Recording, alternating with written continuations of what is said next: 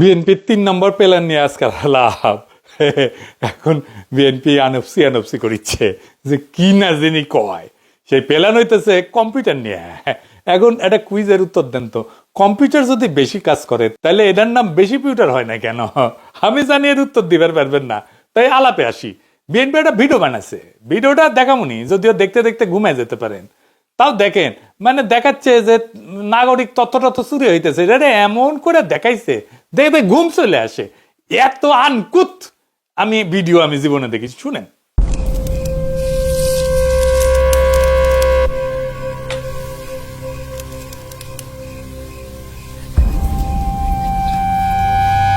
থমথম রাত আর নেমে আসা অন্ধকারে যখন নিশ্চুপ হয়ে যায় সমস্ত কোলাহল, কেবল রাত্রির বুকে জেগে থাকে নিশাচর।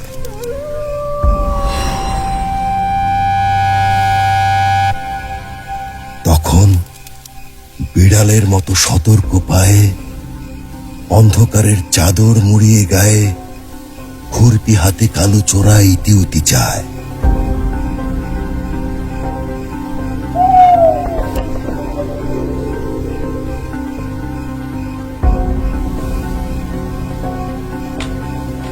খুব খুব খুব সন্তর্পণে সরে যায় মাটি।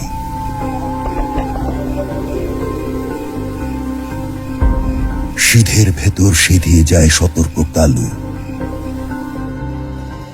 আজ সে লুটে নেবে সিন্ধুক আর ঘটি বাটি, নিঃস্ব হয়ে যাবে অসহায় নিশ্চিন্তপুরবাসী। পরের ধন করে চুরি, কালু হাসবে অট্ট হাসি। দেশের সিন্ধুক যেন না হয় চুরি। শুধুমাত্র 2023 সালে বাংলাদেশের গুরুত্বপূর্ণ ওয়েবসাইটগুলোতে 6,30,00,000 বার সাইবার অ্যাটাক হয়েছে। ওই একই বছর বাংলাদেশের 5 কোটিরও বেশি নাগরিকের ব্যক্তিগত তথ্য ইন্টারনেটে বিক্রি হয়ে গেছে। তাই দেশ ও নাগরিকের গুরুত্বপূর্ণ তথ্য, জাতীয় পরিচয়পত্র, পাসপোর্ট, সরকারি বেসরকারি সব ধরনের ডেটা দ্রুত এবং নিরাপদে সংরক্ষণ ও আদান প্রদানের জন্য বাংলাদেশে একাধিক আধুনিক টায়ার 4 ও টায়ার 3 ডাটা সেন্টার প্রয়োজন। বিএনপি সরকার গঠনের সুযোগ পেলে ক্লাউড ফার্স্ট কৌশলে দেশের প্রথম এআই চালিত ডেটা সেন্টার ক্যাম্পাস স্থাপন করা হবে। ধানের শীষের অঙ্গীকার, দেশের প্রথম এআই চালিত ডেটা সেন্টার। শুনলেন তো কি কইছে? আমি আবার কইছে গত 2023 সালে বাংলাদেশের গুরুত্বপূর্ণ ওয়েবসাইটগুলোতে 6,30,00,000 বার সাইবার অ্যাটাক হয়েছে। ওই একই বছর বাংলাদেশে 5 কোটির বেশি নাগরিকের ব্যক্তিগত তথ্য ইন্টারনেটে বিক্রি হয়ে গেছে। তাই দেশ এবং নাগরিকের গুরুত্বপূর্ণ তথ্য, জাতীয় পরিচয়পত্র, পাসপোর্ট, সরকারি বেসরকারি সব ধরনের ডেটা দ্রুত এবং নিরাপদে সংরক্ষণ এবং আদান প্রদানের জন্য বাংলাদেশে একাধিক আধুনিক টিআর 4 টিআর 3 ডেটা সেন্টার প্রয়োজন। বিএনপি সরকার গঠনের সুযোগ পেলে ক্লাউড ফার্স্ট নীতিতে দেশের প্রথম এআই চালিত ডেটা সেন্টার ক্যাম্পাস স্থাপন করা হবে। বুঝিসাও কিছু?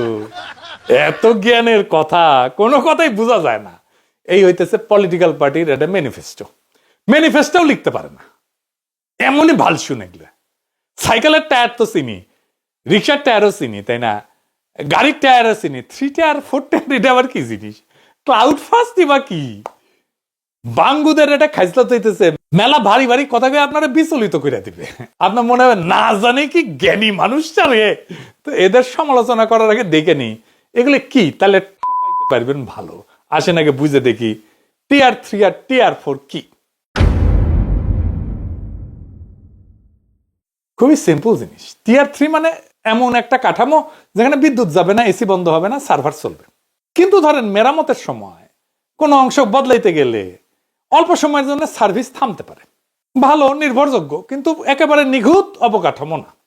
মানে ধরেন আপনার বাসার মতো, আপনার বাসায় ইলেকট্রিসিটি আছে, আবার আইপিএসও আছে। সো কারেন্ট চলে গেলে আপনি চলতে পারবেন, কিন্তু এসি চলবে না, তাই না? এইরকম আর কি। টিআর 4 মানে বিদ্যুৎ যাবে না, এসি বন্ধ হবে না, নেটওয়ার্ক কাটা পড়বে না, সার্ভারের এক অংশ নষ্ট হইলেও পুরো সিস্টেম চলবে, মেরামত চললেও সার্ভিস বন্ধ হবে না। এটা সবচেয়ে শক্ত এবং সবচেয়ে নির্ভরযোগ্য। তো তার মানে হইতেছে আপনার বাসায় ইলেকট্রিসিটি আছে, আইপিএস আছে, আবার জেনারেটরও আছে, আপনার এসিও চলবে। এতই পাওয়ারফুল আপনার সিস্টেম। বুঝেছাও? তো এর মধ্যে তথ্য চুরির কি ব্যাপার আছে বলেন তো? ইলেকট্রিসিটির সাথে তথ্য চুরির কি সম্পর্ক? সে তো কইলো তথ্য চুরি হয়, তাই Tier 3 আর Tier 4 ডেটা সেন্টার লাগবে। আপনি দেখলেন এটা আসলে চালু থাকবে কতক্ষণ তার তরিকা। ডেটা চুরি হওয়ার ঠেকানোর তরিকা কি? এটা ডেটা চুরি হওয়ার ঠেকানোর তরিকা না তো। ধরেন আপনার চমৎকার বাসা আছে, ইলেকট্রিসিটি লাইন টাইন সবই আছে, আপনার দরজা খোলা, তো বাসার চুরি হবে না। এর সাথে চুরি ঠেকানোর সম্পর্ক কি? সম্পর্ক আছে? নাই। তো সে তো যুক্তি দিতেছে আমাদের তথ্য চুরি হয় সেই জন্য এটা লাগবে। তাহলে এটা কি তথ্য চুরি ঠেকানোর সলিউশন? দূর পাইছে আমাকে রে। এই যে Tier 3 ডেটা সেন্টার, এগুলো আসলে কি কাজের জন্য তৈরি হয় এটা দেখি।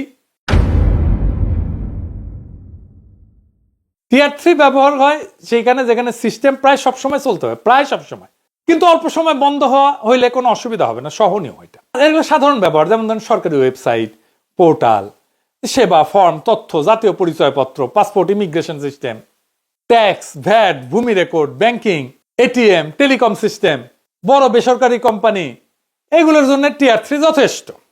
বছরে যদি 1-2 ঘন্টা বন্ধ থাকে কোনো সমস্যা নাই। আপনারা কিন্তু মাঝে মাঝে দেখেন এরকম যে আমাদের সার্ভিসের জন্য 1-2 ঘন্টা বন্ধ থাকবে, দেখেন না? নানা ব্যাপারে, টেলিফোনের ক্ষেত্রেও দেখবেন, ইন্টারনেটের ক্ষেত্রেও দেখবেন, দেখেন। কিন্তু এটা কিন্তু Tier 3 ডেটা সেন্টারের জন্য খরচ তুলনামূলকভাবে কম, রক্ষণাবেক্ষণ বাস্তবসম্মত। বাংলাদেশ সহ বেশিরভাগ দেশে সরকারি কাজে Tier 3 ব্যবহার করে। আমাদের এনআইডি ডেটাও Tier 3 স্ট্যান্ডার্ড ডেটা সেন্টারে থাকে। গ্রামীণ ফোন পর্যন্ত Tier 3 স্ট্যান্ডার্ড ইউজ করে। তাইলে ওই কই লাগাবি Tier 3 ডেটা সেন্টার? হ্যাঁ, ওরে জিজ্ঞান তো কয়টা লাগবি আর কুটি লাগাবি ওই। এবার আসেন Tier 4 কই লাগে? বাংলাদেশে আসলে আছে কি এটা? Tier 4 ডেটা সেন্টার ব্যবহার হয় যেখানে 1 সেকেন্ডও যদি বন্ধ হয় তাহলে ভয়ঙ্কর ক্ষতি হয়ে যাবে। যেমন সামরিক কমান্ড, পারমাণবিক পরীক্ষাগার, পারমাণবিক কন্ট্রোল, পারমাণবিক বোমার কন্ট্রোল, জাতীয় নিরাপত্তা, গোয়েন্দা সিস্টেম, পারমাণবিক বিদ্যুৎ কেন্দ্র, air traffic control, global stock exchange, medical life support system, missile, defence network. কেন? এখানে 1 মিনিট যদি ডাউন থাকে তাহলে জীবনহানি হবে, রাষ্ট্রীয় বিপর্যয় হবে, বিলিয়ন বিলিয়ন ডলারের ক্ষতি হবে। Tier 4 কোনো বিলাসিতা না, এটা জীবন মরণ পরিস্থিতির জন্য। এইটার সাথে ডেটা চুরির কোনো সম্পর্ক আছে? নাই। বাংলাদেশের জন্য কয়টা Tier 4 ডেটা সেন্টার দরকার? একটা ডেটা সেন্টার প্রয়োজনীয়, এটা লাগবে আমাদের, কিন্তু সর্বোচ্চ 2টা হলে পর্যাপ্ত আমাদের, মোর দেন এনাফ। আমাদের একটা Tier 4 ডেটা সেন্টার আছে, আমি পরে আসিচ্ছি। বাংলাদেশে বেশিরভাগ কাজ একাধিক Tier 3 দিয়ে নিরাপদে কার্যকরভাবে করা যায়। তো আমাদের Tier 4 কই আছে? কালিয়াকৈরে ন্যাশনাল ডেটা সেন্টার। তাহলে 2টা Tier 4 কেন লাগতে পারে? ধরেন ভূমিকম্প হইল, বন্যা হইল, বিদ্যুৎ গ্রিড ফেলিওর হইল, রাজনৈতিক অস্থিরতা হইল, সবকিছু এক জায়গায় রাখলে সেটা বিপদ, এটা সিঙ্গেল পয়েন্ট ফেলিওর হয়ে যাবে।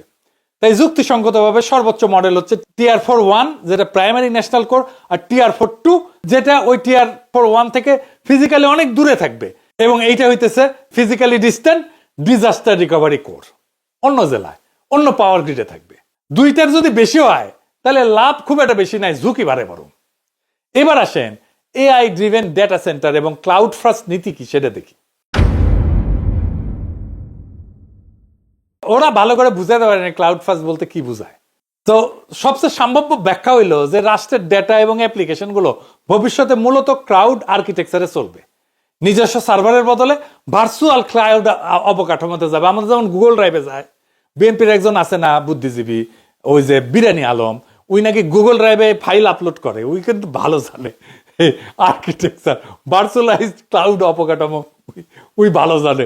ওই সবার প্রথমে গুগলে ফাইল আপলোড করাটা ওর সিভিত লিখেছিল, বুঝে যাও। তার মানে সরকার আলাদা আলাদা অফিসে নিজস্ব কম্পিউটার সার্ভার বসায় সিস্টেম চালাবে না, সব সরকারি সফটওয়্যার এবং ডেটা চলবে একটা কেন্দ্রীয় ভার্চুয়াল ক্লাউড সিস্টেমে। এটা বোঝার জন্য আগে কি ছিল এটা দেখি। ট্র্যাডিশনাল সিস্টেম, প্রত্যেকটা মন্ত্রণালয় অফিস আলাদা সার্ভার, আলাদা আইটি টিম, আলাদা সফটওয়্যার। একটা সার্ভার নষ্ট হলে অফিসের কাজ বন্ধ, অনেকটা এরকম। প্রত্যেক অফিসে আলাদা জেনারেটর বসানো। এখন যেটা বলা হইতেছে ক্লাউড আর্কিটেকচার, ভবিষ্যতে ক্লাউড বেসড সিস্টেম। বিএনপি বলতেছে আর কি যে সমস্ত অ্যাপ এবং ডেটা থাকবে একটা কেন্দ্রীয় ডিজিটাল গুদামে, অফিসগুলো ইন্টারনেট দিয়ে সেখানে ঢুকবে। সার্ভার আসলে একটা জায়গায় ডেটা সেন্টারে, কিন্তু ভার্চুয়ালি ভাগ করা, অনেকটা আলাদা আলাদা জেনারেটরের বদলে একটা বড় পাওয়ার গ্রিড ব্যবহার করার মতো আর কি। নিজস্ব সার্ভারের বদলে ভার্চুয়ালাইজ মানে কি? নিজস্ব সার্ভার মানে একটা অফিসে একটা বা দুইটা ফিজিক্যাল কম্পিউটার, সেটা ক্ষমতা সীমিত, নষ্ট হলে সব বন্ধ, আগুনে পুড়ে গেলে সব শেষ। ভার্চুয়ালাইজ ক্লাউড মানে বড় বড় শক্তিশালী কম্পিউটার ডেটা সেন্টারে, যেগুলো সফটওয়্যারের মাধ্যমে ভাগ করে দেওয়া, প্রয়োজন হলে ক্ষমতা বাড়ানো যায়, কমানো যায়। একই কাঠামো কিন্তু বহু অফিস ব্যবহার করতে পারবে। এটা সরকার চায় অনেক সময়, কারণ সব সিস্টেম একসাথে ম্যানেজ করা সহজ হয়, খরচ কিছু ক্ষেত্রে কমে, নতুন অ্যাপ চালু করা দ্রুত হয়, সার্ভার ডাউন কম হয়, মানে চালানো সহজ, এটা ব্যবহারকারী বাড়ানো যায়। কিন্তু এই কথার ভিতরে যেটা বলা হয়নি সেটা হইতেছে এই ক্লাউডটা কি দেশের ভেতরে না বিদেশে? এইটা বিশাল বড় সমস্যা তৈরি করবে যদি এটা বিদেশে হয়। ডেটার মালিককে, ভুল হলে দায় কে নেবে, নাগরিক কিভাবে জানবে তার ডেটা কোথায় গেল? এই প্রশ্নের উত্তর ছাড়া এই পরিকল্পনা অসম্পূর্ণ। আর এআই ড্রাইভেন ডেটা ম্যানেজমেন্ট বলতে তারা কি বুঝাইতে চাইছে কে জানে। সাধারণত বলা হয় যে ট্রাফিক ম্যানেজমেন্ট মানে কয়জন ব্যবহারকারী ঢুকতেছে বাইরেতেছে এইটাকে ম্যানেজ করা, সার্ভার লোড ব্যালেন্স করা, সিস্টেম অ্যানোমালি ডিটেক্ট করা, দ্রুত ডেটা প্রসেসিং করা, মানে এআই ব্যবহার করে ডেটা সেন্টারে অপারেশন চালানো। ডেটার মালিকানা এআই কে দিয়ে দেওয়া না, অ্যাক্সেস এআই কে দিয়ে দেওয়া না, মানুষের সিদ্ধান্ত বাদ দেওয়া না, এআই কে দিয়ে করানো না। এআই এখানে পাহারাদার, বিচারক না। এখন মূল প্রশ্ন, এই সিস্টেম কি ডেটা চুরি ঠেকাইতে পারবে? এক কথায় না। কারণটা হইতেছে ডেটা লিকের মূল কারণ, জনগণের তথ্য চুরির মূল কারণ হইতেছে হিউম্যান এরর, মানুষের ভুল। 95% ডেটা চুরি হয় হিউম্যান এররের কারণে। এটা মাইনকাস্ট 2025 এর রিপোর্টে বলা হয়েছে। তাইলে বাগাড়ম্বর কেন? শুধুমাত্র 2023 সালে বাংলাদেশের গুরুত্বপূর্ণ ওয়েবসাইটগুলোতে 6,30,00,000 বার সাইবার অ্যাটাক হয়েছে। ওই একই বছর বাংলাদেশের 5 কোটিরও বেশি নাগরিকের ব্যক্তিগত তথ্য ইন্টারনেটে বিক্রি হয়ে গেছে। তাই দেশ ও নাগরিকের গুরুত্বপূর্ণ তথ্য, জাতীয় পরিচয়পত্র, পাসপোর্ট, সরকারি বেসরকারি সব ধরনের ডেটা দ্রুত এবং নিরাপদে সংরক্ষণ ও আদান প্রদানের জন্য বাংলাদেশে একাধিক আধুনিক টায়ার 4 ও টায়ার 3 ডাটা সেন্টার প্রয়োজন। বিএনপি সরকার গঠনের সুযোগ পেলে ক্লাউড ফার্স্ট কৌশলে দেশের প্রথম এআই চালিত ডেটা সেন্টার ক্যাম্পাস স্থাপন করা হবে। কারণ এই সব বৈকার ধান্দা করা যাবে, টাকা ঢুকে আসবে পকেটে। আর আমরা হরিদাস পাল এসব শুনে কিছুই বলবো না। পলক বলেছিল না, ইন্টারনেট আমরা বন্ধ করিনি, বন্ধ হয়ে গেছে। শুনেন, আমরা ইন্টারনেট বন্ধ করিনি, ইন্টারনেট বন্ধ হয়ে গেছে। এখন বিএনপি আমাদের শিখাইতেছে টিআর 3 টিআর 4 আর এআই ক্লাউড ফার্স্ট এইসব দুনফুন। ডেটা সুরক্ষা করতে হলে কি লাগতো? যদি সত্যি লক্ষ্য হইতো ডেটা চুরি কমানো, তাহলে যা করতে হইতো প্রথম ধাপে আইন করতে হইতো, আইন বানাইতে হইতো, শক্ত ডেটা প্রোটেকশন ল বানাইতে হইতো। এখানে নাগরিকের অধিকার দেখা হবে, নাগরিক কিভাবে আপিল করতে পারবে, ক্ষতিপূরণ কি হবে সেইটা। দ্বিতীয় ধাপে কি? দায়বদ্ধতা, ডেটা কন্ট্রোলারকে, ডেটা প্রসেসরকে, ডেটা লিক হইলে কে শাস্তি পাবে, কিভাবে লিক আইডেন্টিফাই করা হবে, স্পষ্ট নিয়ম। তৃতীয় ধাপে কি? ইনসাইডার রিস্ক কন্ট্রোল, ভিতর থেকেই তো এই ডেটাগুলো পাচার হয়, এ তো বাইরে থেকে এসে করে না। সেই জন্য রোল বেসড অ্যাক্সেস এটা ঠিক করা, ম্যান্ডেটরি অডিট লগ থাকা নিয়মিত, ইন্ডিপেন্ডেন্ট সিকিউরিটি অডিট করা নিয়মিত। 4 নাম্বার ধাপে আসে অবকাঠামো। আগে তো ঘোড়া তারপরে গাড়ি, ও আগেই গাড়ি লাগাইতেছে, কারণ ধান্দার দোকান তাহলে ভালো খোলা যায়। আগে গাড়ি জুড়িছে, এতই ফাঁক রেখা যে আপনি এটা ঠিকঠাক ক্রিটিকও করতে পারবেন না। আপনি যদি বলেন কেন আপনি বিদেশি ক্লাউডে রাখবেন, তখন পিছলাইতে পারবে, এটা ফাঁকা রাখিছে, বলবে যে না না না কই, আমরা তো দেশেই ক্লাউডে রাখবো, বুঝিছাও। তার মানে ও চিন্তাই করেনি ঠিক মতো, ধান্দা কিভাবে করা যায় সেটা চিন্তা করছে। তথ্য চুরি ঠেকাইতে অবকাঠামোর চাইতে আগে দরকার পলিসি, সুপ্রশাসন বা গভর্নেন্স, আর সাথে রেগুলেশন আর কমপ্লায়েন্স। এটা করতে টাকা লাগে না, মাথা লাগে। বিএনপির ভাব দেখলে মনে হয় ওই গৈরি সেন, টাকার কোনো অভাব নাই। এই তারেক রহমানে পেলাম যে টিআর 4 ডেটা সেন্টার হয়েছে 2017 সালে, তখনই খরচ ছিল 1,500 কোটি টাকা, দেখিছাও। এখন তো ডাবল হবে, এটা মজাই মজা। এটা সেন্টারে 3,000 কোটি টাকার মামলা প্রায়। তারপরে বালিশ পর্দা তো আছেই, রূপপুরের যে 20 গুণ দাম দিয়া বালিশ কেনা হয়েছিল না, কে কিনেছিল জানেন? সে ছাত্র দল নেতা ছিল, আগেই ট্রেনিং পেয়ে এসেছে, আলহামদুলিল্লাহ। বাংলাদেশের নাই টেকা। তারেক রহমান কয় মেগা প্রজেক্ট নেবেন, আর তার চাকর বাকর কয় হ্যান করেঙ্গা ত্যান করেঙ্গা। এইটা কি মেগা প্রজেক্ট না? তারেক রহমানকে এটা আপনার প্ল্যান?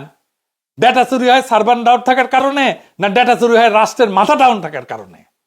দেশের তথ্য চুরি হয় সার্ভার ডাউন থাকার কারণে না, তথ্য চুরি হয় রাষ্ট্র যখন নিজের নাগরিকের সামনে দায়বদ্ধ থাকে না তখন।